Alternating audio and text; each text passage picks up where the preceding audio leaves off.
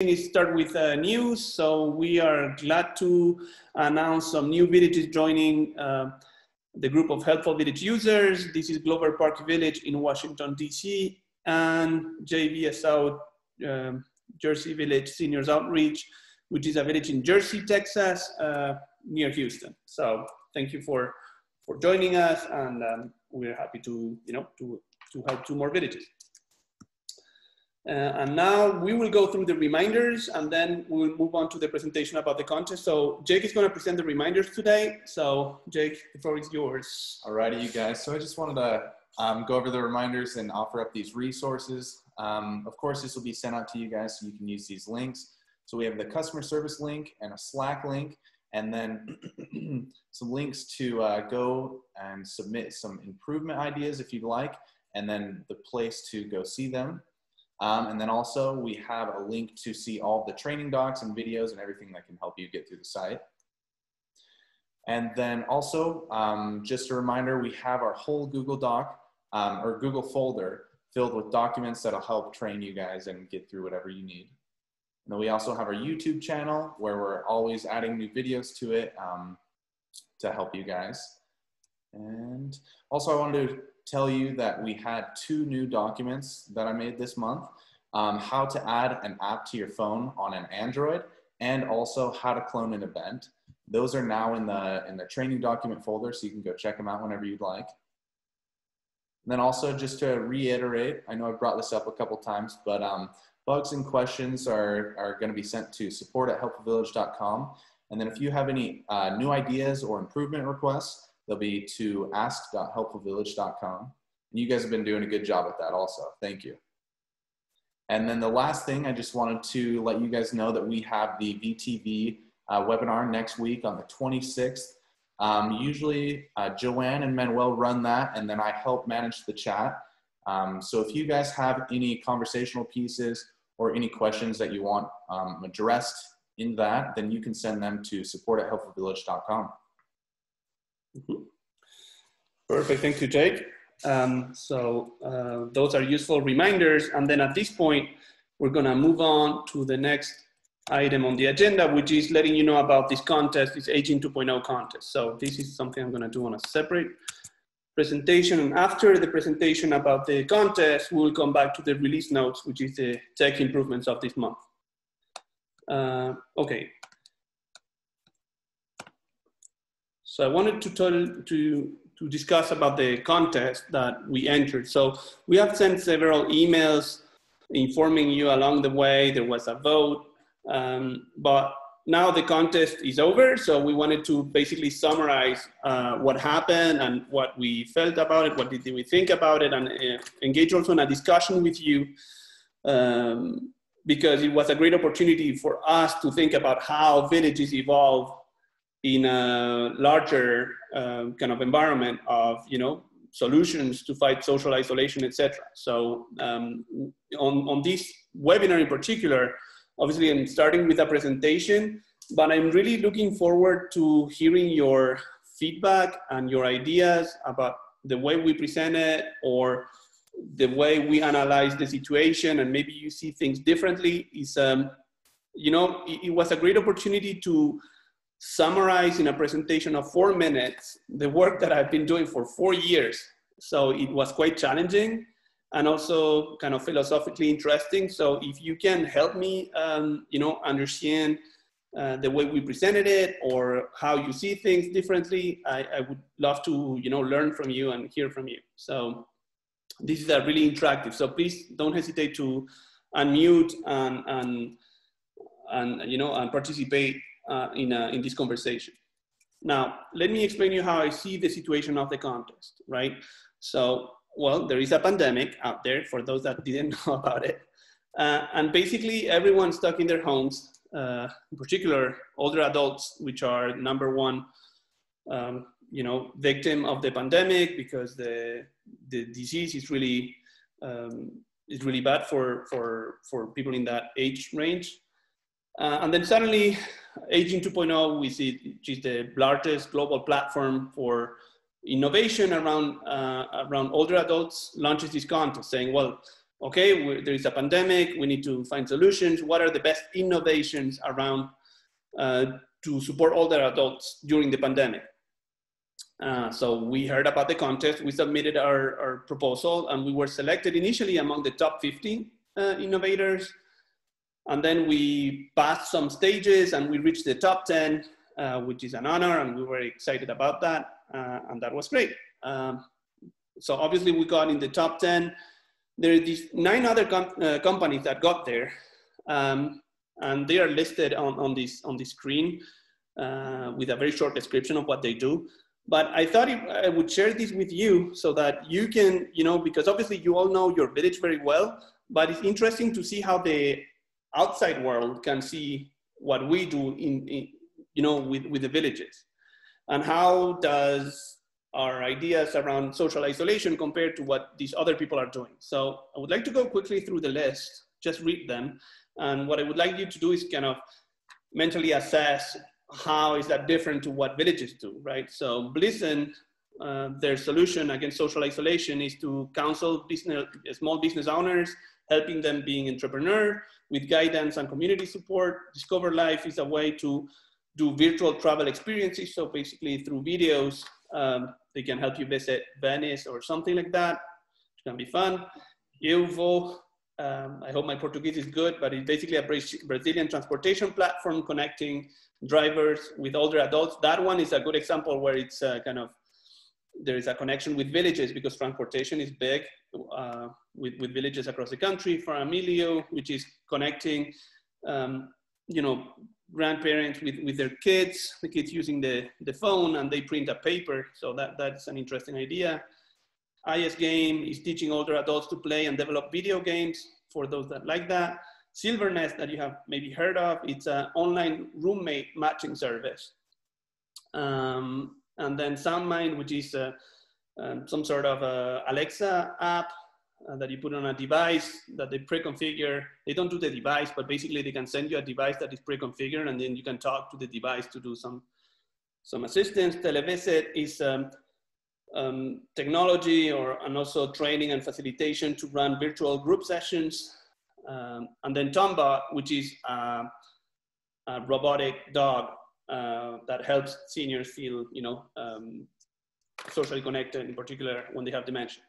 So it was quite interesting for us to see, well, okay, we know what we do about social isolation. It's interesting to see how other people do that about social isolation. We entered the final phase of the contest, and we had to do a presentation to the jury, and obviously trying to present what we do in the best way possible. And that was quite interesting because villages do a lot of things. So how to summarize that, how to go to the essence of a village in just 4 minutes was a huge challenge, and we made a lot of efforts. I'll be sharing you the presentation we did to the jury with you. And it's important to me that you see how I see things. But more important to me is to hear back from you if my perception of what a village does is correct, or if you see additions or different things. So that's the conversation that I was looking forward to have today. Okay, next thing is it's kind of I wanted to share with you a little bit of my feeling about the pandemic also. Obviously pandemic is kind of major event that is sad. A lot of people, sick or dying, and it's a terrible catastrophe.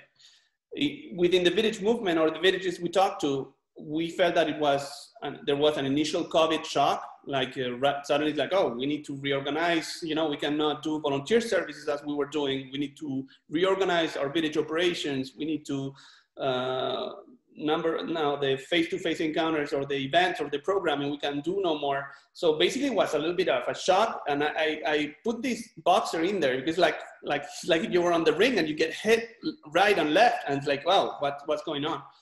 But at the same time, I chose this picture because it was saying, yeah, of course it's a boxing match and it hurts, but I think the villages are doing great in this fight. And while villages are standing and doing this good fight and helping so many older adults, other institutions or other people out there are just suffering twice as much and not doing such a great job. So I wanted to say, and this comes also through the contest, I think villages can be proud of everything they have been doing, even if their services have been a little bit degraded lately because, you know, there are more challenges.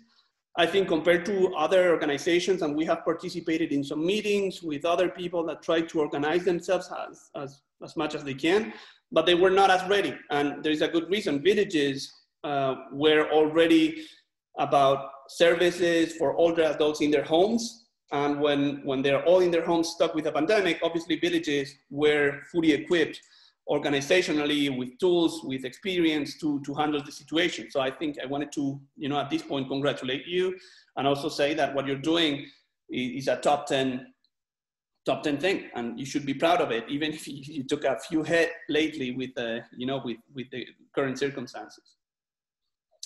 Now, with all this, do you think we won the contest? Well, the answer is no, we didn't win the contest. And this is the winner. So there were two winners. One is SoundMind with kind of this device that is voice activated. And the other is this Tombot, which is this robotic dog. And I wanted to show you a little video of what they do. It's all, I think it's about 30 seconds of the video. And I wanted you to have an idea, not that I'm recommending you to buy the dog, but it's interesting to say that we are villages, you know, fighting social isolation. And then how should we promote what we do to be, you know, well known? And this is the winner. So I wanted to show you a little bit what they do. Barks and wags her tail just like a real dog. She also responds to touch, creating a connection for people like Dennis. Something like this would help him engage his mind in something else, calm his body. So I think it's a wonderful tool. Can you help pet Jenny with me? The robots go on the market next year for about $450. Jeff Nguyen, CBS 2 News. And here's an interesting side note for you. Jim Henson's. That's it. So it's a short presentation of the winner of the contest. And then obviously you can find more information about Tombot on the internet or other things if you're interested. In this context, what I'm more interested in is analyzing why we didn't win. Not only Healthful Village, but basically just, you know, Healthful Villages and the village concept and the village model, etc. And this is where I want to hear from you. I can do part of the analysis with you at first, and then maybe, you know, it's an opportunity for us to learn how to do better and you know, basically win next time. But before we go in there, I want to say congratulations to Tombot, you know, for the winners. I think the dog is a good idea, in particular for people with dementia. And I can perfectly understand how that can be very helpful to some people. I also wanted to share with you that I was a little bit disappointed personally, because I believe that human connection is better than a robot. And human connection is what a village does. It brings you your neighbors that are gonna support their other neighbors. So at first it's like, how in the world is this possible? That I felt you guys kind of trying to promote the concept of a village, and how can we, you know, how was I unable to explain what we do and win this competition. And basically, I've been thinking about this. I think the problem is that we need to better explain the power of villages, something that I tried to do. But I think you all know how to explain what your village does. And maybe there are ways to improve the way we explain this. I wanted to share, the next thing that I'm gonna do with you is explain the presentation I did to the jury so that you understand how we present it. And I'm very much interested in not having a monologue on this webinar, but really hearing back from you and saying, well, Manuel, I think there is an angle you didn't present, that would be this idea. Or maybe, Manuel, I think you spent too much time doing this, or this was a misrepresentation. It's kind of, I really want to learn from you guys about how to get better. So, what I suggest is that I'll do the 4-minute presentation. It's really short. I'll try to do it in the exact same way that I presented it to the jury. And then, so during these 4 minutes, please don't interrupt. I'll try to, you know, so that everyone has the exact same delivery the jury got. And then after those 4 minutes, we will have time for a conversation where you can unmute yourselves and, you know, help us understand a little better. There's another thing before I go into the presentation, right, is that, that I wanted to excuse myself, is because obviously the magic of the villages is not the technology, I don't think. It's really what the villages do, kind of, you know, the human contact, the human connection, the actual work that you're doing. And obviously the technology is there to support it, make it more efficient. Now, obviously in the context of this contest, we needed to, well, kind of overplay our brand so that we had better chances for the jury. But I actually think that the real hero is what we do with villages, and the most important part of the work is done by villages. But well, I had to use the Helpful Village logo a lot of times during the presentation, which is a little bit too much. Okay, so now I'm gonna change my energies or chakra or something, and I'm gonna go into presentation mode to something that I presented to the jury, right? So let me go. Hi, I am Manuel Acevedo. I am founder and CEO of HelpfulVillage.com. At age 63, my mom got knee surgery and suddenly had to stop working. And that's when she told me, son, promise me you will never send me to a nursing home. And that's how Helpful Village got started. We bring together seniors, allowing them to age in their own homes with a little help from their neighbors. And then here's how our technology can help.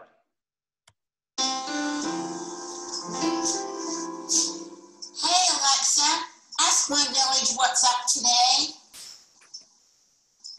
There are 2 events on your calendar today. At 11 a.m., a volunteer called Sydney Hess will pick you up for a medical appointment. At 4 p.m., there is a yoga class at the village.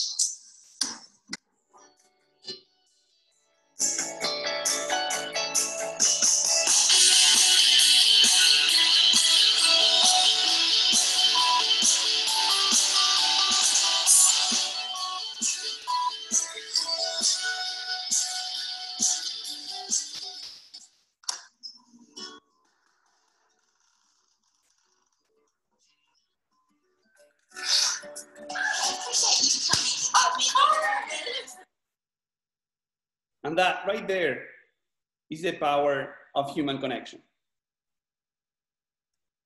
But now let's define a village. So a village is simply a group of older adults that care about each other. My mom didn't want to be alone. My mom needed a village. Now, whether you're in Cleveland or in Washington, D.C., online or offline, before or after COVID, seniors are stronger together. Now let's investigate what brings people together. From a member's perspective, a village provides all you need to age in place. Maybe it's a driver that can take you to a medical appointment, a handyman to replace a light bulb, or grocery deliveries during a pandemic. Opportunities for social interaction, or a friendly call to make sure you're doing all right. And on a deeper level, purpose in life and a sense of belonging to the village family. Our technology brings people together. And technology is key to make it easy, efficient, and affordable. Turning villages into data-driven, smart organizations that pay a subscription fee based on the number of members they serve. And this is happening right now. Villages keep popping up in our cities. This is a map of Portland, Oregon, Palo Alto, California, or Washington, D.C., where Helpful Village is already powering multiple villages. Cities covered by villages. As a son, depending on my mom's address, it becomes obvious to me which village she should be joining. Today, we're serving villages in 27 different states. That's over 10,000 people on a rapid growth curve that keeps going up and to the right. And in the future, there will be a village in every neighborhood with millions of seniors interconnected with Helpful Village. Schools have online classes. Businesses have online meetings. And seniors now have meaningful online interactions with Helpful Village. And now that you know what a village is, how about we talk about social determinants of health? I'll be looking forward to having that conversation. And that's it. That's Obviously, I was maybe speaking a little bit slower, but that's the 4 minutes presentation that we did for the jury. The jury of the competition were some executives from healthcare executives and stuff like that. And that's how, I mean, we didn't know if they knew what a village was or was not. So we felt it was needed for us to explain what a village was if you want to understand what Healthful Village did. And that's what we submitted. Obviously, we didn't win. So my next question, this is where I'm opening up the conversation with you, is what do you think about the presentation we did? And if you have ideas about how we should have presented it better or other things like that. So here I'm gonna unmute everybody if I know how to do that. I'm not sure, but you can please unmute yourself and share your thoughts. I would really appreciate it. Memo, I have 2 thoughts that I'd like to share. Hi, Teresa. Hi there. One,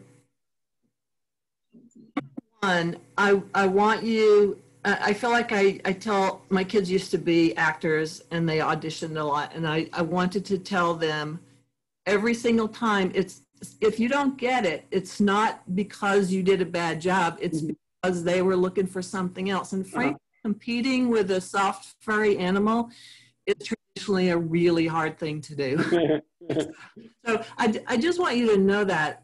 So anything I say is not because I feel like you did something that was, that was not right. It's like you're asking for it. What I may suggest is to start with those social determinants of health as an intro, and then get specific about how Healthful Village addresses them. Focus in on it real personally. Okay, thank you, Teresa, for the feedback. Yeah, I would say, yeah, for me, this is a long game. So even if we didn't win today, it's not too bad. I'm thinking about, how we can improve that for, next competition, or just keep growing and doing better things. So I appreciate your feedback. As you said, we try to play our conversation or our presentation the best way we can. If they understand or not, it depends. I was told also that part of the jury were people in the aging industry. So I can understand how people maybe that are in nursing homes were not going to vote for us when we say my mom never wanted to go there. So some of those reasons can make that we didn't make it. Obviously, if you're a nursing home executive, right, and you have a dog that you can maybe provide or sell to your, residents, maybe it makes more business sense to them. So it's okay, I don't worry about that. But thank you for your feedback. Now about the social determinants of health, right? What I wanted to say is that, it's kind of a crazy word. So I wanted to explain a little bit for those that have not heard it before.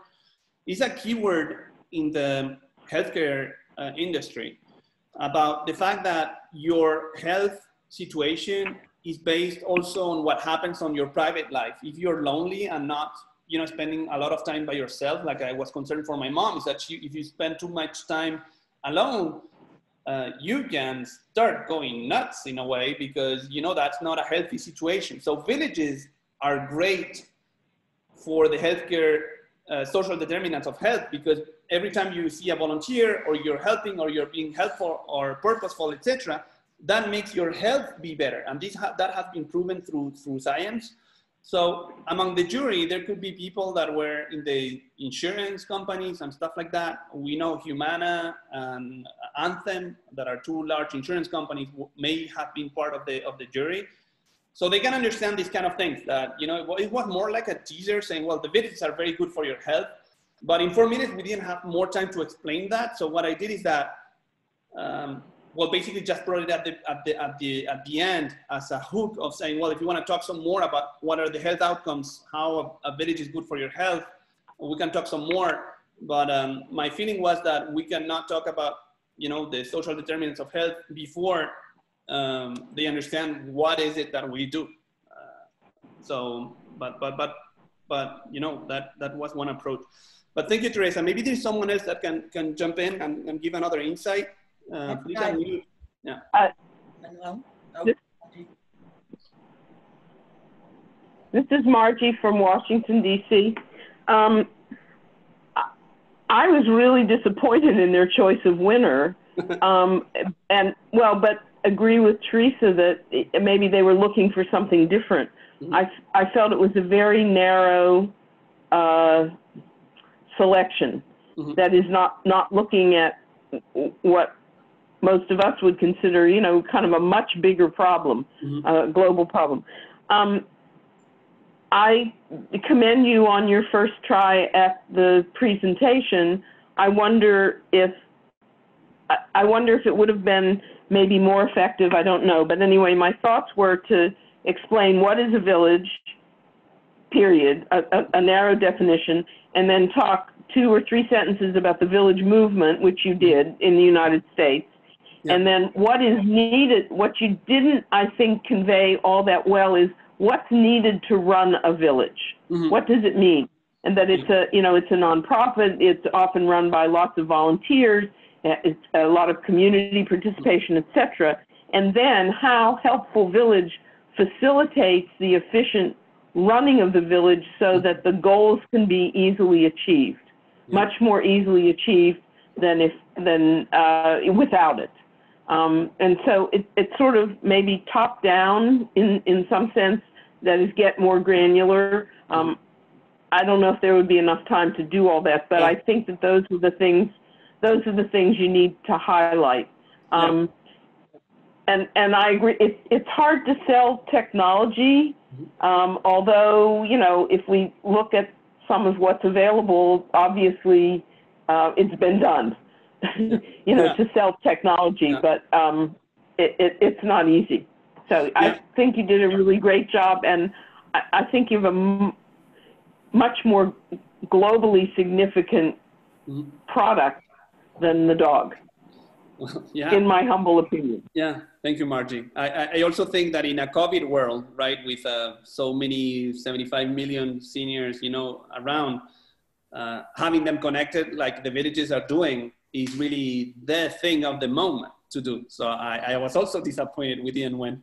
But, that's something. Now, coming back to your presentation, your recommendation, I thought about that, but basically the thing is that it's always, we need to explain what a village is first, right? Saying, well, these are what a village is, etc.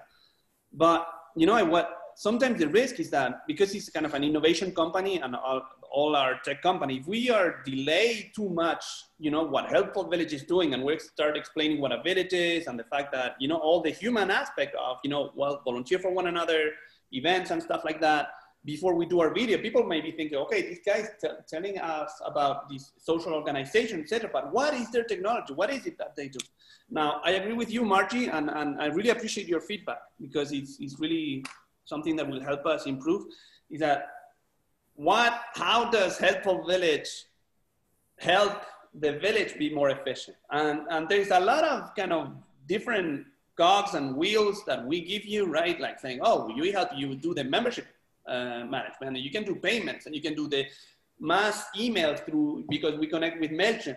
But then what is hard is that if you start going down into that level of detail, right, of saying, well, are you talking about MailChimp? Are you talking about Stripe? Are you talking about payments? It's like, we know all those things. What I'm seeing is that for me, the real magic is none of that. Kind of MailChimp already existed before. Payments already existed before. The real magic is the social structure of saying, well, we have neighbors helping neighbors within a village. And that's what we try to highlight. And then thinking that people would assume is like, well, okay, because they believe so hard in that social construct, they're going to provide the best technology possible. But I agree with you. It's like, it was not done, it's missing, and maybe it was what we needed to do. So I appreciate very much that feedback, and kind of I agree with you. Dee, I see Dee raise her hand. Yes. So Dee, if you want to come in. Yeah. Hi, Manuel. Yeah, we're exploring this. Congratulations on being one of the top 10 for sure. But what I find is so significant about what you do is, I like the woman that said, talk about the social detriments. We know isolation can be harmful for people. Here is a solution that any community can use. You provide the format, the background, the blueprint, and then we bring our own personalities and needs, because we're in a rural community in Colorado, we're able to do what the people do up in Washington, D.C. Mm-hmm. That is your unique and very good ability, is to have any community take this format and easily bring people together. I agree. I really like that, Dee, what you're saying. You know, the challenge sometimes is saying. Very well said. Yeah. I want to echo that. Okay. Really, I wrote that down. Wait, is it Carol? This is Joanne. Sorry, Joanne, sorry. Yeah, and I would second that. I think we need to explore that further in general, because that's your strength, Manuel. The blueprint, the idea of a village. And I really hadn't thought of it in the way that, I'm not sure who just said that, how you explained it, of being able to, sorry, my video's off, being able to do in a remote area, in a rural area, what they can do in the big cities. Mm-hmm. Yeah, I totally agree. The fact that it's we see kind of these miracles happening in, you know, some areas of Colorado, New Mexico, and stuff like that. You know, we have this village, shall not name, but basically they don't even have postal addresses sometimes. It's like, you know, and in these rural communities, with a little bit of technology, they're helping. They are able to help each other. This is what is hurtful to me. It's kind of, we see these miracles happening that I have been observing, and then it's like, oh, how can I put this in there in 4 minutes? And obviously, it wasn't always successful. But I agree with you both, with Dee and Joanne. So one last thing also. Yeah. Leslie had something in the chat. Okay. Yeah, so Jake is bringing up something that Leslie said, but can you say it loud? Yeah, so Leslie Leslie Pace added something in the chat. She said her connection wasn't very well, so she wanted to put it in the comments. She said, I think your presentation was good. I do think that it's far more difficult to explain the whole village concept and how Help a Village is helping us in 4 minutes than it is to explain a robotic dog. I think they had a far easier job than you did. Well done to you. Well, thank you, Leslie. And I absolutely agree with that statement. The dog, you know, the good thing about the dog is that you show 2 seconds of the video, you know what it is. You know, you don't even need to put a slide to explain what the dog does. It's like you saw it moving, it's cute, you feel good because you're caressing the dog. And a village you cannot do in 2 seconds. I don't think so. It's the sense of community, but sense of community is kind of a generic term, right? Like, oh, okay, yeah, sure, sense of community. It's like, no, this is real sense of community. I have seen this through these examples that are magic. So thank you, Leslie, I agree. Can I say that this is Joanne speaking, and I thought, speaking of exactly what you're talking about, the moment that you started sharing the little video of the woman listening to her device and ultimately connecting with the volunteer was a really strong way of showing rather than telling what we do. And the one thing that I would say about that is that in between the little segment where you show we're supposed to understand that that's the volunteer looking at the request, and there's no verbal, there's no talk over or whatever they call it, voiceover explaining what is happening at that moment. So you miss a chance to say something like what was suggested earlier. This is the technology. What the technology allows us to do is connect this person sitting in her home and talking to the device. That's interesting. Yeah, I definitely, I had the chills on that moment when I see them hugging. And we say, well, that's the magic. I mean, when I was doing it, I had the chills really, because it's like, wow, they're hugging. What are we talking about? Social isolation, a dog, a furry, or something? We have 2 people hugging that are happy to see each other, and I mean, it's beautiful. Now, the Alexa app, right? It's also saying a volunteer is coming to pick you up for a medical appointment. If you hear that before, obviously, you know, we can reiterate that after and explain that it was a volunteer, but we can kind of try to say it. But what it was frustrating to me, right, is that we needed to show some tech. Basically, we did, I don't know, 40 seconds, I think. But in 40 seconds, you can only scratch the 0.1% of the surface of Helpful Village does, right? If you think it's just an app where you look for a volunteer, you put a request, a volunteer is coming, you're absolutely wrong. There is 15 to 16 modules and that go much further than that. And you need all modules to create a really meaningful community. But it's like what Leslie said before, it's like you just need to oversimplify the message. And then that's bad news for us. Gail, I know Gail raised her hand and I wanted to, basically give you the mic. Well, when we were initially started the village, we decided that we would focus on the social issues versus rides to doctors, because we got a lot of feedback was, I don't need rides to doctors. And so we really concentrated on the social issues. And now we're doing emergency planning by clusters, and, Zoom is helping us get to know everybody in your cluster. And it's really a community effort versus just, someone needs to go to the doctor. Absolutely. I agree with you, Gail. That's the magic and the curse of the village at the same time. Because the magic is local village founders, right? They know what their local community needs. If you have already transportation services, and I know Sausalito has great transportation for older adults, etc., is that, well, then you do something else. You adapt, you say, well, in our case, what we really need is a great programming, great events, get people together and stuff like that. And maybe you have another village in a different area where, transportation is the key. And each village, this saying that it's kind of, basically the curse of the village movement is like when you have seen one village, you have seen one village.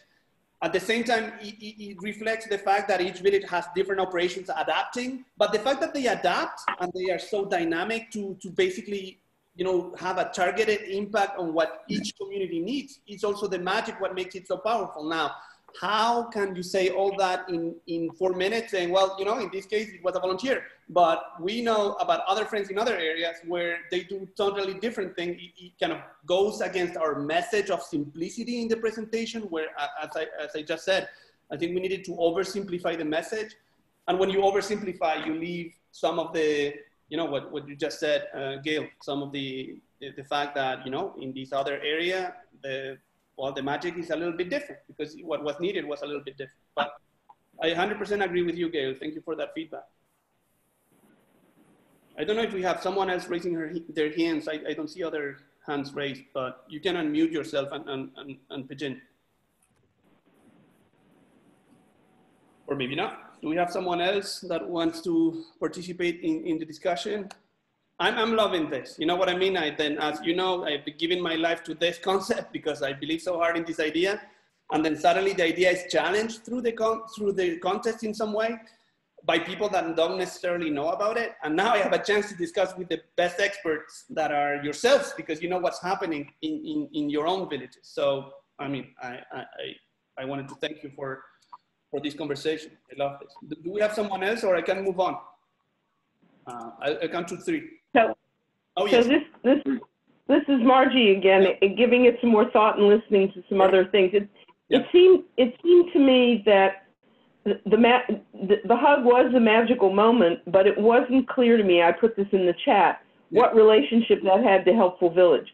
So maybe talking about the social issues, needing rides, combating isolation, presenting events, and now that we know how to do it in the comfort of your own home, which maybe we didn't know so well 8 months ago, So what are the things that are, what are some of the things that are needed, both rural and urban, and then how does Helpful Village facilitate doing this with efficiently or with a minimum of, or maximize the effort, or however. But so these are some of the things of why villages exist, and here's how Helpful Village helps make it work.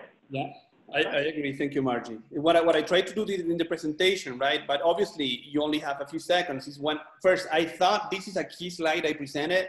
Is saying, well, what is a village?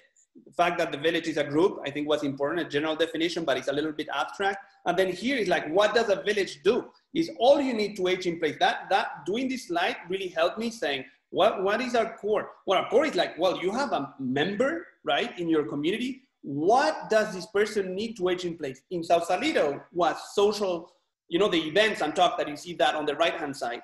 But I also said during the presentation, sometimes it's services where it's, you know, you need a driver that is going to take you to a medical appointment, a handyman, or the other thing that I said is grocery delivery. So I tried to mention that, but I agree with you, Margie, that, well, you know, you only have 5 seconds to just mention that little super important aspect. And then the other thing that I said, what Helpful Village does is kind of saying, kind of more of a visual, but he's saying, well, the same thing that you see here, services, events, check-ins, kind of, you know, talk, etc. It's like we do that with technology, and then you see services on the top left, you see events on the top right, and etc. But obviously, again, it's only 2 seconds, so it's definitely not enough time.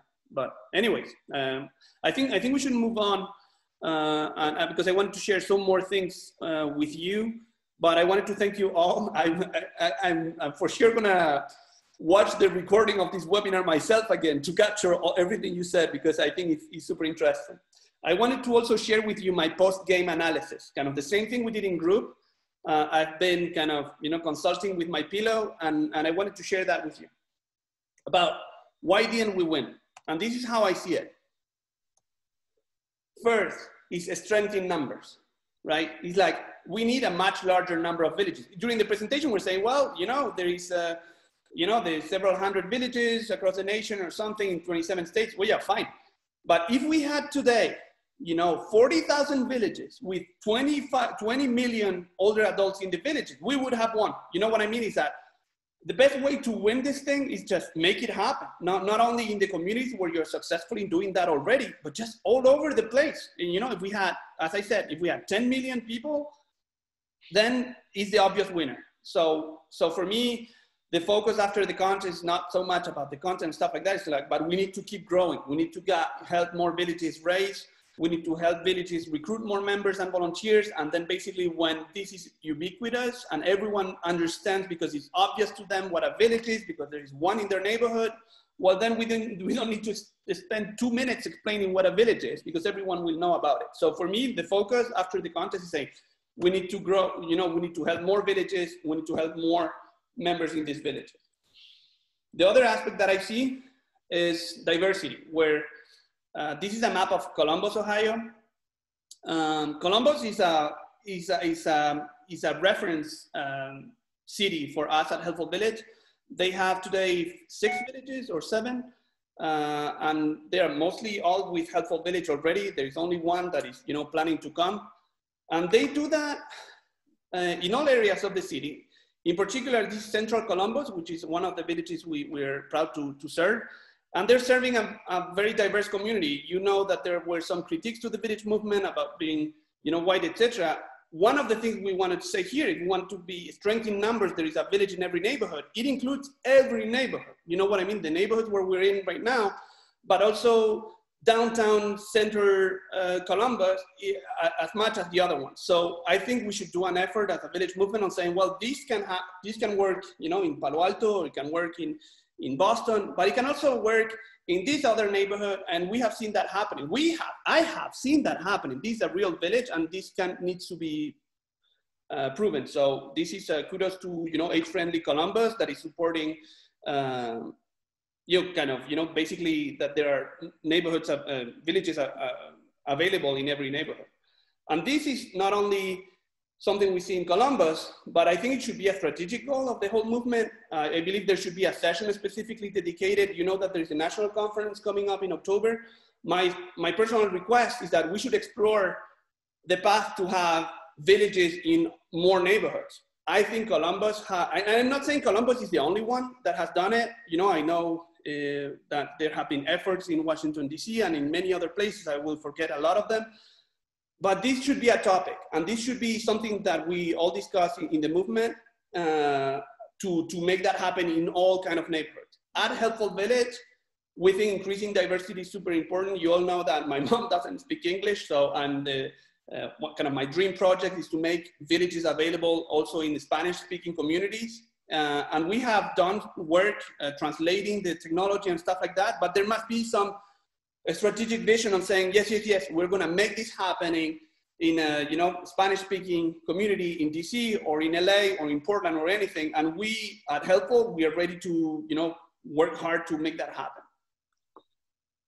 The other thing that is interesting, another way for us to win is these partnerships.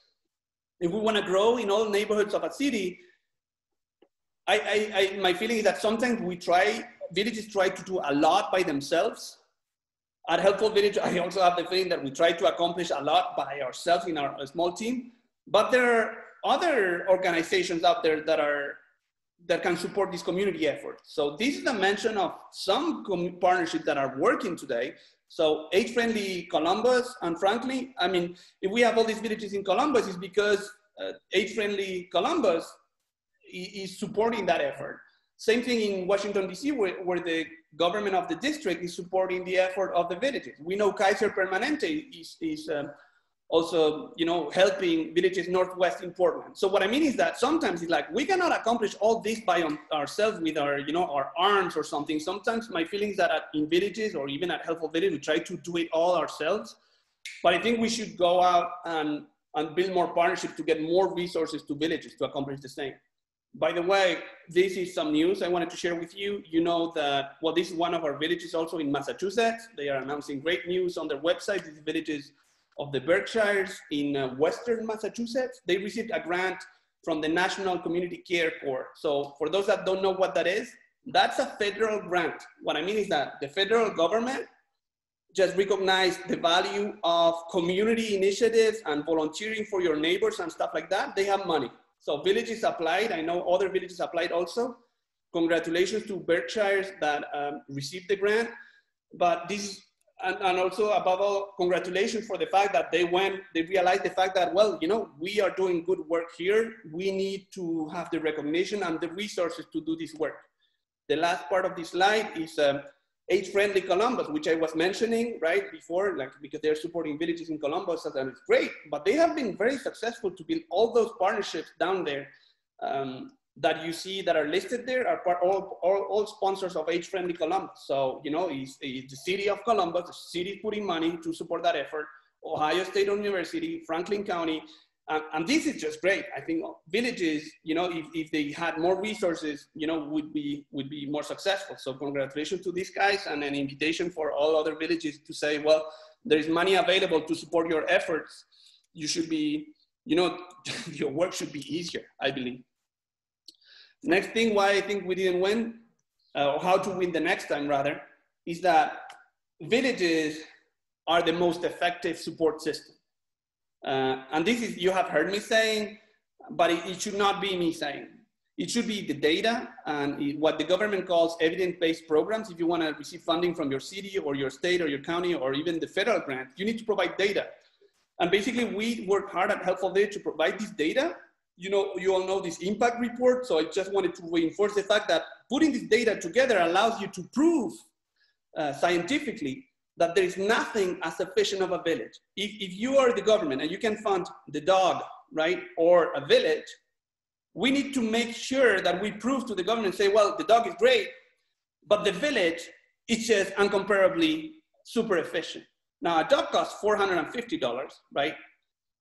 I put $2 per month, which is, I came up with a number. But what I mean is that through reporting, we should be able to go back to the sponsors, foundations, cities, etc., and say, we're doing a great job. Villages are super efficient. The cost to support an older adult in our community is not $450, it's only $2. And that efficiency proves that this is where the money, the federal money or the state money or the county money should go.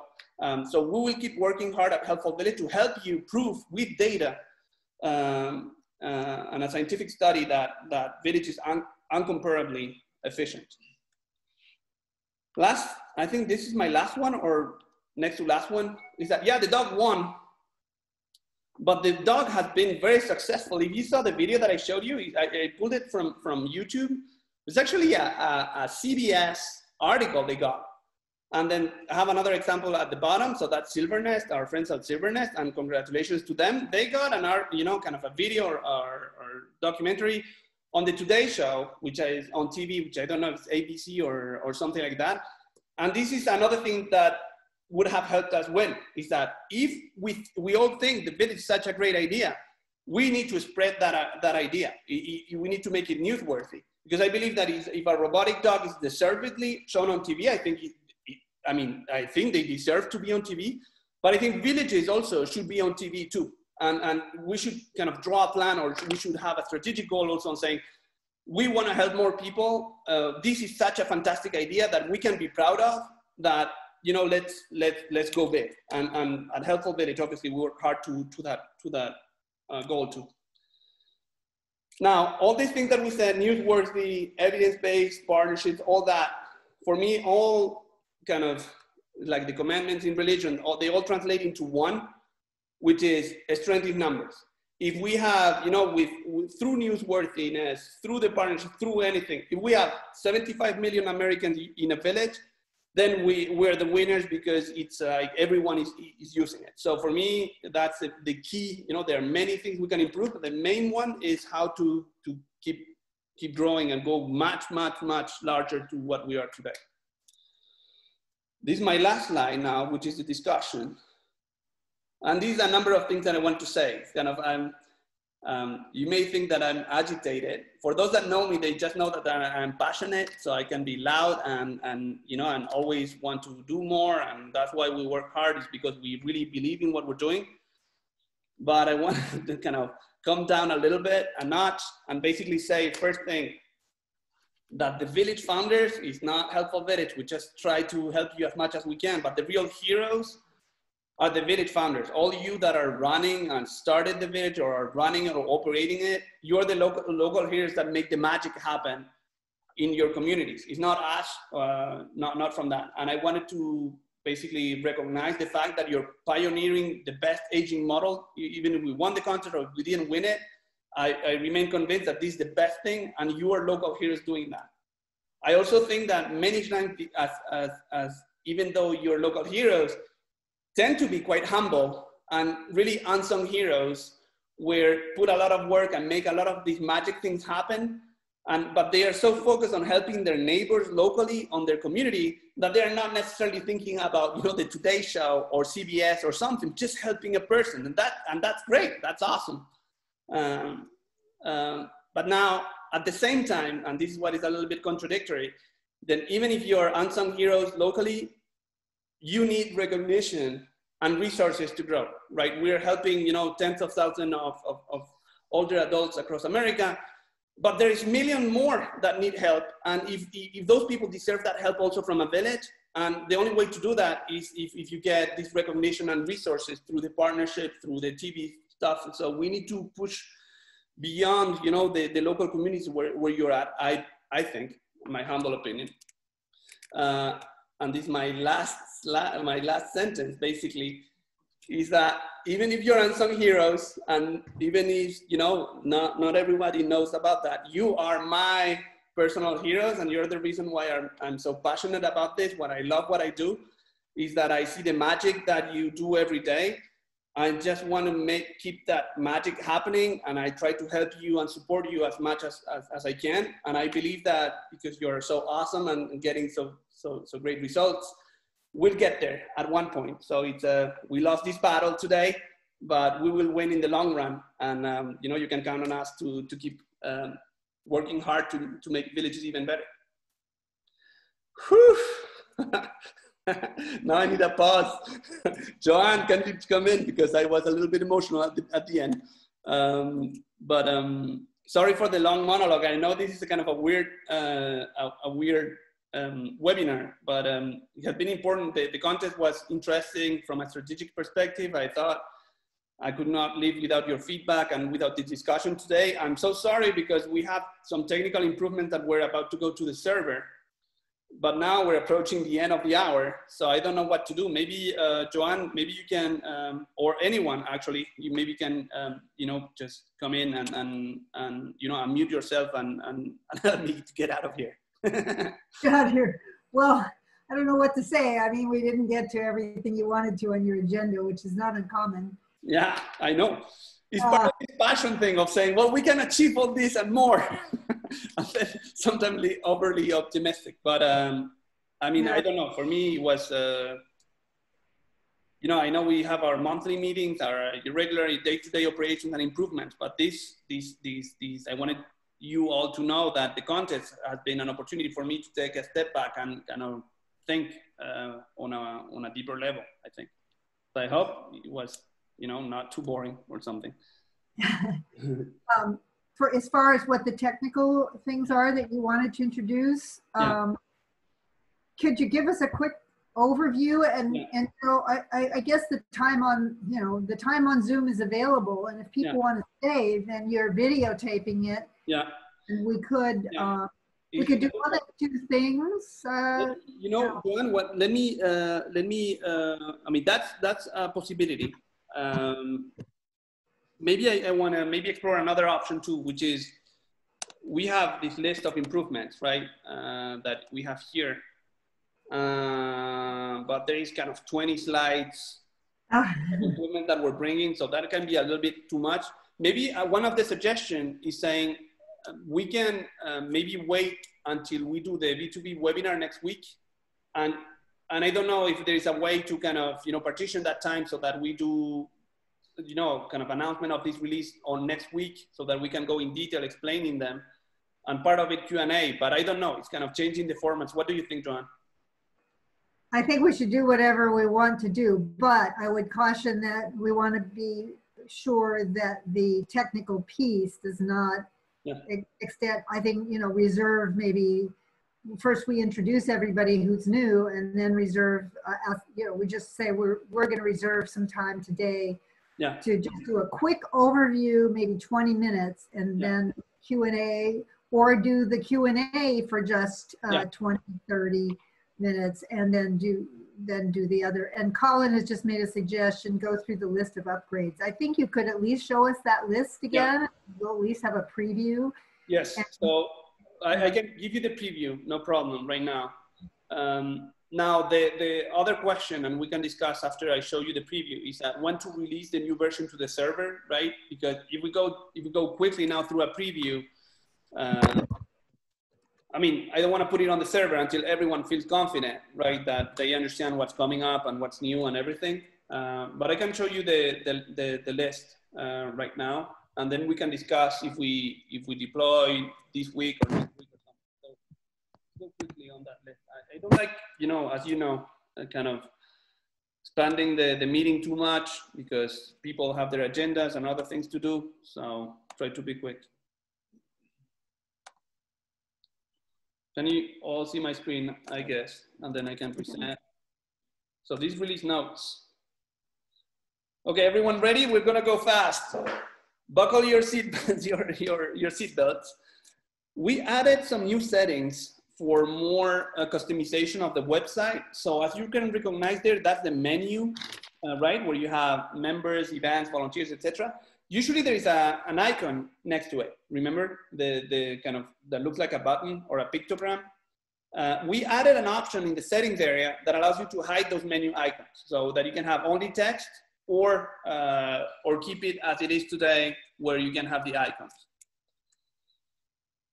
This is where you have it in settings. There's another setting also for customization of the website is on the contact page. Right, there is today a box saying, well, when people write a message on the contact page, they can say it's for membership, for donation, for this and that. We added an option also on the settings area where people can hide that gray box, okay? This is an alphabetic sorting of the documents library, right? So the documents library, when you go in any of the folders, they are today, I mean, the previous version, they were sorted by upload date when the document was created. Now we have added a link on the name and the upload date, so you can choose if you want to sort that list alphabetically or chronologically. This is another thing we did. We noticed that some villages were being spammed by robot, not a dog, but a robot, spam bot, where basically they were creating provider applications anonymously, which we allowed for people to do. but sometimes these are kind of robots that are just there to spam people. So we added a reCAPTCHA, you know, the possibility, this kind of a detection item from Google that says, well, this is a robot doing it, this is spam, don't consider it. And if it's a human, you know, you just accept the request. Okay, we changed the styles on the editor, on the editable pages. It was inheriting the style of the headers from, you know, the general style sheet, and now it doesn't anymore. This is something that I found super interesting we did, and this is something we did with Sausalito Village. It's basically saying that because there is COVID, right, we have this, and this is the private menu, and here you see the pictograms that I was mentioning before, right? So we have this structure where basically you have this editable part of the menu at the beginning, and then members, events, volunteers, contact, and admin, right? Now we added a top level menu item for villages that want to use it. In this particular case, I think Sausalito's idea was great. He's saying, well, you know, because COVID is so big at this moment, we need a top level menu called COVID. Technically it can be called anything, but just that you know that you have now a possibility to have two top menu items. Something that is interesting also is that Sausalito is using, and other villages also, but is using this template that we have where rather than having the logo on the left, which makes it a challenge to have more top level items, they put the logo on the top, and that allows for some more room for top menu items. We added, this is also something for Sausalito. They were doing something super interesting with restaurants. When people register for an event, actually is something great with local restaurants that were delivering dinner for village members. And basically we added to the list of event participants the physical address so that it was much easier for the village to deliver those dinners for that special kind of event, which was a shared dinner. I would love to tell you more about it, but we don't have time. We have fields for the emergency plan. This is a bug fix. We had one of the checkboxes here for the electric garage door opener that was not working. It had been fixed, sorry. And then basically the other thing we added this month, I know I'm speaking fast, but hang in there, is that we have in the additional info side of the website, we have the emergency plan fields that allows to manage the membership file. And now what we did this month is that now the active members report is including the emergency plan fields that you can select on the website. They will be also available on the spreadsheet file. Okay, this one is an example of something I wanted to demonstrate, but there's no demo today. Something we discussed with Colin in Marin is that this is a calendar of events, and you can filter the events that you see, right? And you have a color code on the calendar of events. And you can choose these filters and click on filter events to only see the events that are relevant to you or you're interested in. But then if you go somewhere else or you're cloning events and then you come back to this page, well, the filters were forgotten, right? Now, something we include in this session, in this version is that we will remember these filters throughout the session. So imagine that you go to the calendar of events, you choose your filters, you say filter events, and then you click on an event, you clone that event weekly or something, or whatever work you need to do with events. And then when you're done linking, you go back to the calendar page or the calendar or the events list. The calendar will remember the filters you had last time. So basically it's a smarter number of filters that they don't, you know, they're not forgotten, they stay. This is something we fixed for, suggestion by Taos, New Mexico. When you were cloning emails in the email messenger, we had a problem loading the editor, and we did it now better, and we solved this problem. So now when you're cloning an email message, we will show the easy to use editor. This is something we did for Ion at Home in South Carolina. You can synchronize, imagine you organize an event and then you have your list of participants, and then suddenly imagine you need to cancel or something.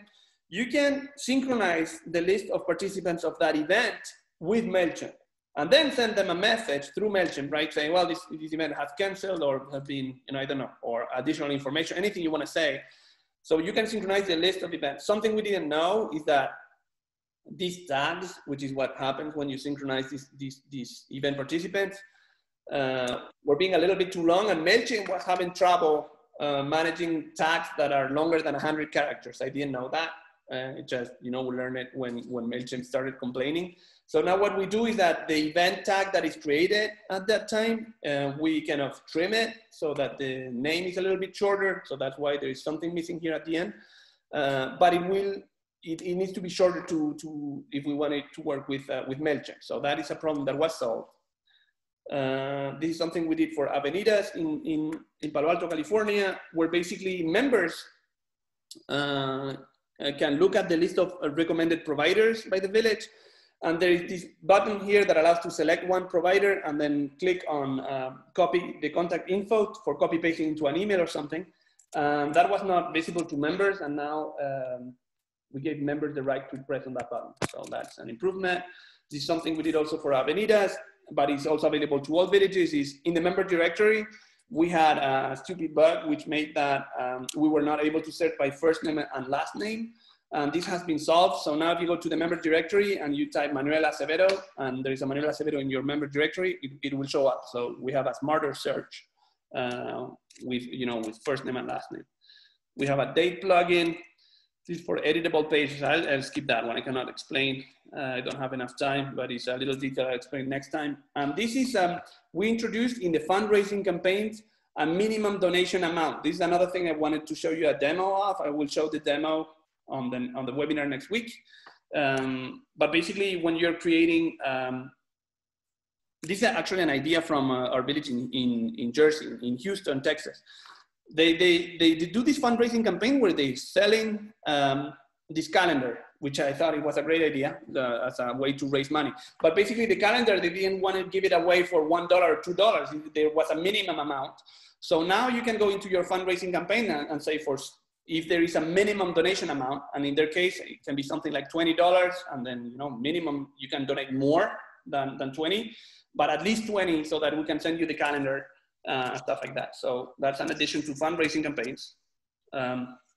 This is a question, but we'll discuss this one next week. It's not all that important and it would take us too much time. And then questions welcome. I don't know how welcome they are, but that's kind of the quick overview. We have other things that technically I'll show. We have been working on something for Marina about headers and footers for the editable website, but oh God, I'm sorry. I hate that I had to go so quick. I usually don't like doing this, but that's a quick overview of the version. So now at this point, I wanted to go back to you and ask you this very question, which is, what should we do with this version? Do you think we should deploy to the server this weekend as we usually do, or we should hold it? Please unmute and let me know. My feeling to open up the conversation is that the changes, even though there are a lot of changes, I don't think any of them are dangerous to the point where, you know, it would disrupt your operations if you were unaware or something. I don't think any of them is very complex. If you don't define a minimum amount for a fundraising campaign, well, it will still be working. If you're not using the emergency plan, well, that's okay. You know, those fields will be in the spreadsheet file, but that will not hurt your operation. So my personal feeling is that we can deploy, but if anyone sees a problem or we really want to have everyone, be comfortable with the new version. And if it's not the case, we will hold it, or we can hold it. I don't know. I know some of the villages I'm reading in the chat that we have some people that are for the deploy. That I understand, and that's kind of the default choice. I'm more interested in hearing from people that would say that would be more cautious, and maybe I overlooked the fact that maybe some items need more explanation before we deploy. So if someone wants to express a word of caution or something, please unmute and let me know. Sorry, I'm laughing. Do you have something in the chat? Oh no, everyone's saying. Okay. Yeah. No one's gonna say. Manuel. Hi, Colin. Hi, how are you doing? Yeah, I missed the early part of your presentation, so I'll have to look at that later and it has been super fun. I encourage you to watch it. Yeah, I think that you could record a separate presentation that goes through at your own pace for all these upgrades. Maybe later today or tomorrow. Post that up on your normal YouTube channel. and then everyone can be notified and review it at their leisure. I mean, I think you've got some really important updates there and great improvements to the platform. So I need some of those as soon as possible. So I'm voting for faster, rather than slower deployment. But I do hear you that some of it does need a little bit of explanation, but I think you can do that without waiting, for the webinar next week. Yeah. And okay, perfect. I hear that. It's a good idea. I didn't think about doing a kind of a separate presentation. I used to the, how do you say, a stand-up comedy where we're doing that live. Well, you can have a couple of us on, giving, heckling you and giving you feedback. I don't mind sitting in. Yeah.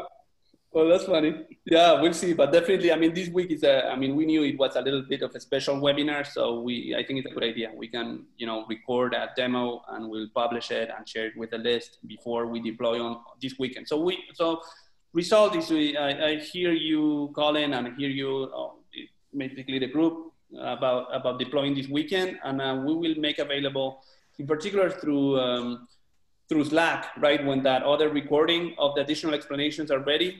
So if people can, basically, if you're, cautious or wondering about some of the improvements that you didn't understand, look in Slack, ask us questions. If there is one village that, we can also help answer some questions before we deploy this weekend. But normally it goes out on Sunday for everybody. Okay, someone else wants to mention something. If someone wants to come in and say something, please don't forget to unmute. I'm pretty much done. For the last thing I should do is I'm sorry for extending. We're 15 minutes beyond the time. We usually like ending on time, so I'm sorry for that.